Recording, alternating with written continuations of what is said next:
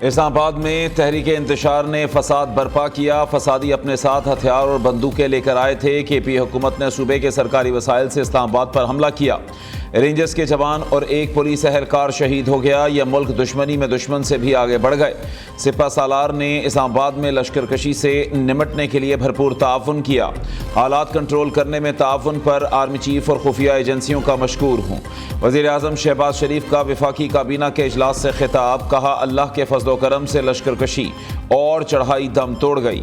Security इदारों ने बहुत अच्छी हिकमत अमली से धरने का खात्मा किया। ये फसादी और तरक्की के मुस्तकिल दुश्मन है। जो फसाद बर्पा किया गया उसे मुल्की मईशत को नुकसान हुआ। 2014 से कबल इस्लामाबाद पर चढ़ाई का कोई तसव्वुर नहीं था। 9 मई के मुलजिमों को अदालतों से सजाएं मिल जाती तो आज ये दिन ना देखना पड़ता। अब इन्हें मजीद मौका नहीं दिया जाएगा।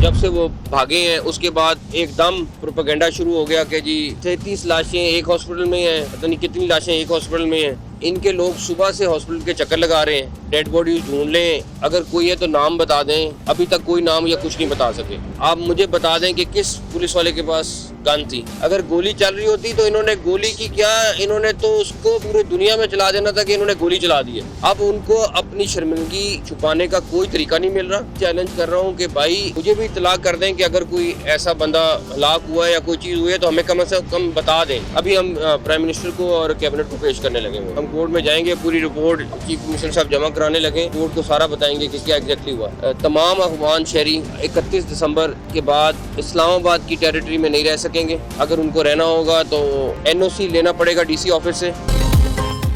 कल भी कहा, आज भी कहता हूं, कोई एक लाश दिखा दें अगर अमवात हुई हैं तो नाम सामने लाए जाएं।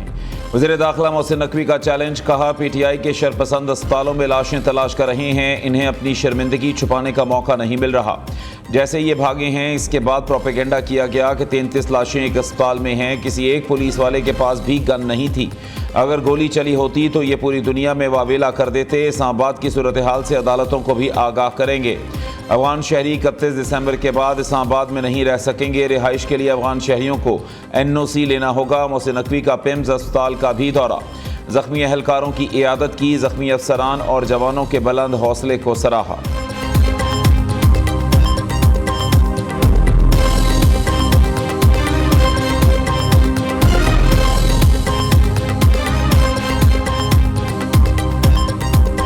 सरकारी अमलाक को नुकसान पहुंचाया गया। पुलिस वालों को इन्होंने शदीद तशद्दुद का निशाना बनाया। जदीद असला इनके पास था और ये इस नीयत से आए थे कि अमन खराब करना है, हमला करना है। इस दौरान 37 अफगान बाशिंदों के साथ साथ बहुत सारे ऐसे लोग इसमें शामिल थे जो रिकॉर्ड याफ्ता हैं, जिनका दहशतगर्दी से ताल्लुक है, जिनका चोरी डकैती से ताल्लुक है। अपनी बेगुनाही साबित करने के लिए लाशों का सहारा लेना, मैं समझता हूँ कि ये इंतहाई एक मकरूह और कबीह फेल है। PTI एहतजाज के दौरान सरकारी अमलाक को नुकसान और अहलकारों को तशद्दुद का निशाना बनाया गया। 37 अफगान शरपसंदों के साथ रिकॉर्ड याफ्ता मुजरिम भी पकड़े हैं। जदीद असलहे से लैस शरपसंदों ने इस्लामाबाद पर हमला किया। तमाम रिकॉर्ड इस्लामाबाद इंतजामिया के पास मौजूद है। ये लोग बगैर सबूत के लाशों पर सियासत करना चाहते हैं। लाशें अगर गिरी हैं तो पोस्टमार्टम की रिपोर्ट दें। सिक्योरिटी फोर्सेस के ऑपरेशन में कोई असलहा इस्तेमाल नहीं किया गया। सोचे समझे मंसूबे के तहत मईशत को डीरेल करने की कोशिश की गई। वज़ीर इत्तलात अता तारड़ की गुफ्तगू।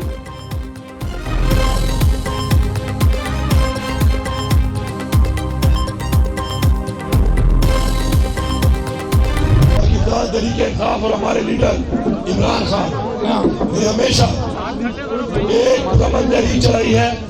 हम एक भ्रमण पार्टी हैं और हम पाकिस्तान की वाहिद पार्टी हैं कि जिन्होंने हमेशा हमारी नौजवान नस्ल और हमारी आने वाली नस्ल के लिए इस मुल्क के अंदर कानून की बालादस्ती, अपने आइन का तहफ़्फ़ुज़, अपनी हकीकी आज़ादी, अपनी खुददारी और हकीकी जमहूरियत की बात की है।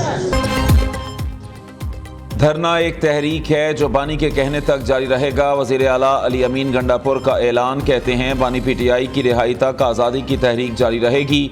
हम पर तशद्दुद ना होता तो हमारे लोग भी सिक्योरिटी फोर्सेस को जवाब ना देते। मानसेरा में प्रेस कॉन्फ्रेंस के दौरान वज़ीर आला ने शिकवा किया कि हमें पुरअमन एहतजाज की इजाज़त नहीं दी गई। तहरीक इंसाफ पुरअमन जमात है। हमने हमेशा हकीकी जमहूरियत और आज़ादी की बात की। उमर अयूब ने कहा कि हमारे कारकुनों पर बराह रास्त फायरिंग की गई, हम पर तशद्दुद भी हुआ और मुकदमा भी। इस सब की मजम्मत करते हैं।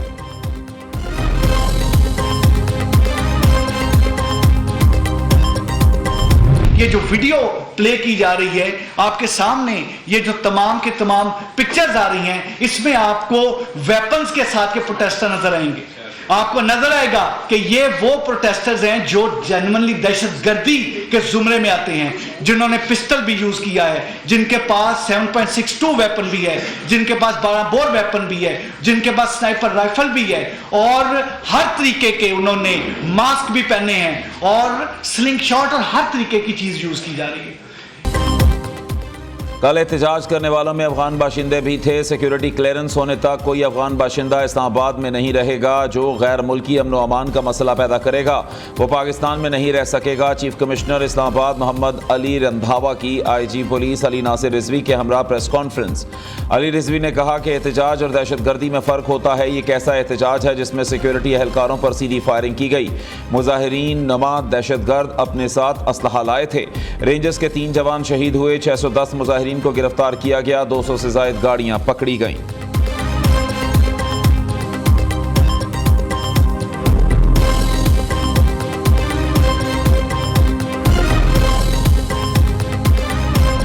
उनका डी चौक पे आने का इसरार था, तो इतने बड़े इंतजामात के बावजूद फिर ये डी चौक तक पहुंचे कैसे? उनको रास्ता दिया गया या क्या इसी वो कुएं के लिए उनको रास्ता दिया गया ताकि इस तरह की से खूनरेजी हो? हुकूमतें होती इसलिए हैं कि वो इस किस्म के सूरत हाल से निमटने के लिए सलाहियतें रखें। ज़बरदस्ती ये कहना कि वो कहें कि हम तो हर कीमत पर जेल में रखेंगे, आप कहेंगे हम हर कीमत पर निकालेंगे, तो इसका नतीजा सिवाय अनार की कुछ नहीं होगा जी।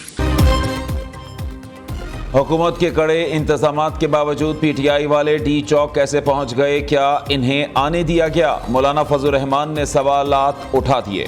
इस्लामाबाद में पुरतशद्दुद वाक़यात की मजम्मत। कहा आज के हालात 8 फरवरी के इलेक्शन की वजह से हैं। हमारे इदारों को सियासत से दूर होना होगा। पीटीआई के साथ जो कुछ हुआ मैं उसकी मजम्मत करता हूँ। हकाइक पर मबनी संजीदा इकदामात की ज़रूरत है। संजीदगी का मुजाहरा ना किया गया तो मुल्की हालात कंट्रोल से बाहर होंगे। हम एक मुल्क और एक कौम हैं। सारे मामलात इत्तफाक राय से होने चाहिए। सरबराह JUI ने पेशकश की कि पीटीआई राबते में रहे तो उनके लिए किरदार अदा कर सकता हूँ।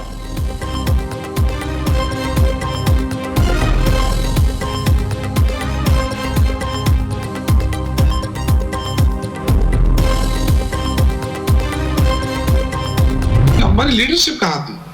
मैं तो लीडरशिप की बात कर रहा था कि उनके पास क्या प्लान था। एक अली अमीन गंडापुर साहब जो है या बुशरा बीबी के अलावा आप मुझे बताएं कोई था? कोई लीडर नजर नहीं आया ना।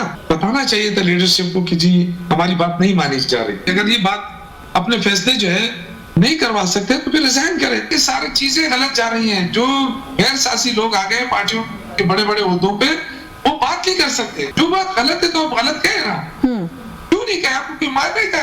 ज्यादा से ज्यादा क्या करेगा? पार्टी से निकाल देगा।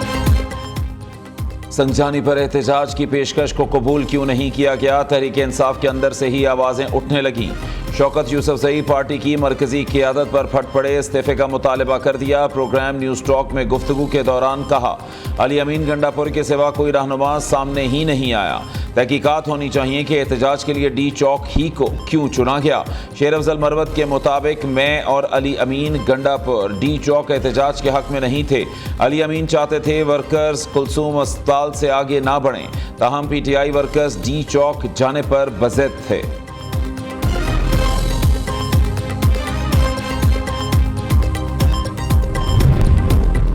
चीन के सेंट्रल मिलिट्री कमीशन के वाइस चेयरमैन का GHQ का दौरा। GHQ पहुंचने पर जनरल यांग योशिया ने यादगार शोहदा पर फूल चढ़ाए। Army chief general Syed Asim Munir से भी मुलाकात। बाहमी दिलचस्पी, इलाकाई सिक्योरिटी अमूर पर तबादला ख्याल। ISPR के मुताबिक पाक फौज और चीन के दरमियान वफूद की सतह पर भी बातचीत हुई।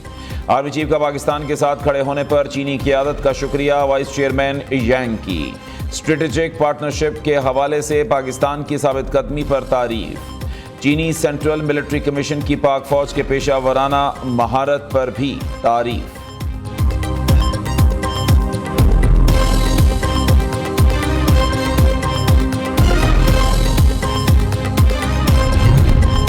वज़ीर आला मरीम नवाज शरीफ का विजन, डिजिटल पंजाब मंजिलें आसान। चीन के इश्तिराक से नवाज शरीफ IT सिटी में पाकिस्तान का पहला फ्रंटियर डेटा सेंटर बनेगा।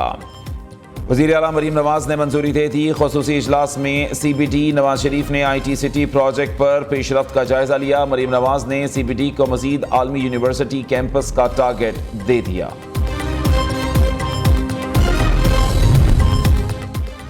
बानी PTI का इनकलाब दुम दबा के भाग गया। इंतशार की कॉल मुस्तरद करने पर पंजाब का शुक्रिया। तारीख में कोई इनकलाब इतनी जल्दी नहीं भागा जितनी जल्दी कल भागा। नून लीगी रहनुमाओं की तहरीक इंसाफ पर तनकीद। मरियम औरंगजेब ने पुलिस और रेंजर्स एहलकारों की शहादतों के जिम्मेदार बानी PTI बुशरा और गंडापुर को करार दिया। अज़मा बुखारी बोली, 9 मई हो या 24 नवंबर PTI का हर एहतजाज नाकाम हुआ। बैरिस्टर दानियाल चौधरी के मुताबिक 26 और 27 नवंबर का दिन लोगों की याददाश्त से मिटेगा नहीं।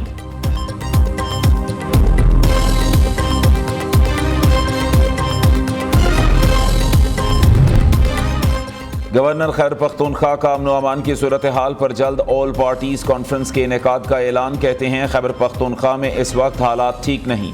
हमारा सूबा जल रहा है लेकिन सूबाई हुकूमत इस्लामाबाद को जलाने में मसरूफ है। वफाकी हुकूमत की जिम्मेदारी थी कि PTI को इस्लामाबाद में दाखिल होने नहीं देती। CM गंडापुर तीसरी दफ़ा फरार होने में कैसे कामयाब हो जाता है? क्या ये फिक्स मैच तो नहीं? पहले कहा था ये फाइनल कॉल नहीं, मिस कॉल है।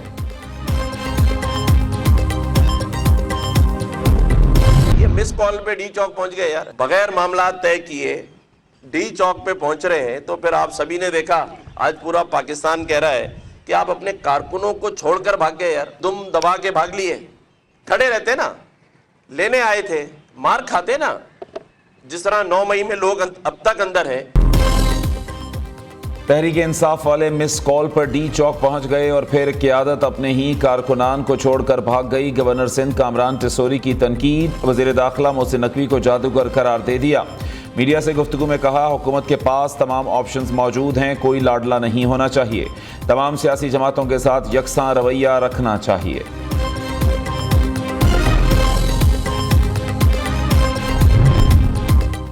PTI को लाशें चाहिए थीं, उनकी ख्वाहिश पूरी नहीं होने दी गई। पुलिस के एक्शन लेने पर सबसे पहले अली अमीन और बुशरा बीबी फरार हुए।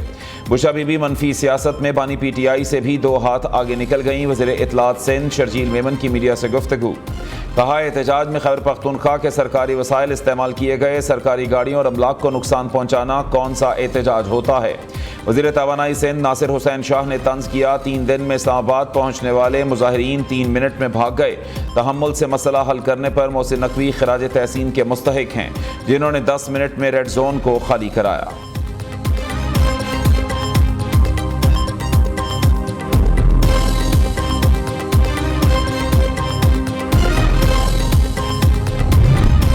सदर नून लीग नवाज शरीफ का मरी में बेलारूस के सदर अलेक्जेंडर लुकाशेंको के एजाज में जोहराना। वज़ीर आज़म शहबाज शरीफ, नायब वज़ीर आज़म इसहाक डार, वज़ीर आला पंजाब मरीम नवाज, सीनियर वज़ीर मरियम औरंगज़ेब की शिरकत। बेलारूस के सदर ने शरीफ बरादरान के साथ माजी की खुशगवार यादों का तबादला किया। तवील अरसे बाद अपने मोहतरम भाई से मुलाकात पर बेहद खुश हूँ। अलेक्जेंडर लोका की गुफ्तगू। कायदीन का पाकिस्तान और बेलारूस के दरमियान मुख्तलिफ शोबों में 2 तरफ़ा ताउन बढ़ाने पर इत्तफाक। बेलारूस के सदर 3 रोज़ा दौरा पाकिस्तान मुकम्मल करके वतन रवाना।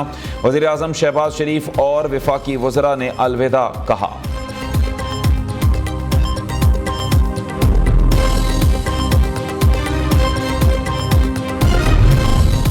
बाजोड़ में अमन के क़याम के लिए सिविल कर्फ्यू नाफिज कर दिया गया। रात 9 बजे के बाद बिला ज़रूरत नकलो हरकत पर पाबंदी आयद। कोई मारा गया तो उसका खून मुआफ तस्वुर होगा। पुलिस ऐसे कत्ल की FIR भी दर्ज नहीं करेगी। किसी भी शख्स को दूसरे गांव जाने की ज़रूरत पड़े तो वहां किसी को आगाह करना ज़रूरी होगा। बाजोड़ अमन जिरगा ने एलामिया जारी कर दिया। अमन के क़याम के लिए 8 दिसंबर को वदूदिया हॉल में मलाकंड डिवीजन के तमाम सियासी और कबायली मुशरान का जिरगा मुनक्किद होगा। सुप्रीम कोर्ट के आईनी बेंच ने पीटीआई एहतजाज के दौरान हलाकतों पर आज खुद नोटिस लेने की इस्तदा मुस्तरद कर दी। मौसमियाती तब्दीली अथॉरिटी से मुताल्लिक केस में वकील खैबर पख्तूनख्वा हुकूमत ने आईनी बेंच से आज खुद नोटिस लेने की दरख्वास्त की। जस्टिस मसरत हिलाली ने रिमार्क्स दिए, सुप्रीम कोर्ट में पेश होकर सियासी बातें ना करें। जस्टिस अमीनुद्दीन खान बोले, जो मामला हमारे सामने सिरे से है ही नहीं उसे नहीं देख सकते।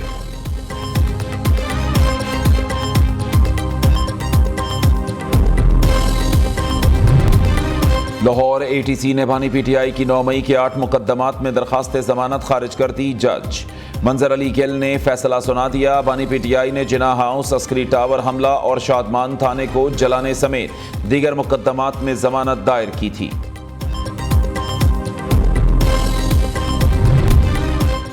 Lord William Hague of Richmond Oxford university के नए चांसलर मुंतखब हो गए।